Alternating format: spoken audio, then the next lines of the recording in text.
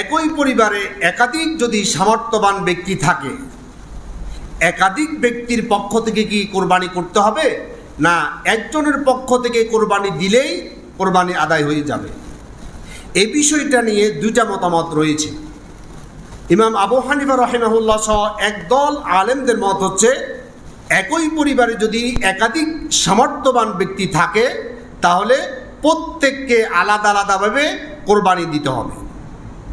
অন্যান্য উলামায়ে কেরাম বলছে না, একই পরিবারে যদি একাধিক ব্যক্তি সামর্থ্যবান থাকে এরপরেও একজনের পক্ষ থেকে কোরবানি দিলে কোরবানি আদায় হয়ে যাবে। এর পক্ষে শক্ত দলিল আছে। আসুন আমরা রাসূলুল্লাহর হাদিস থেকে জানার চেষ্টা করি।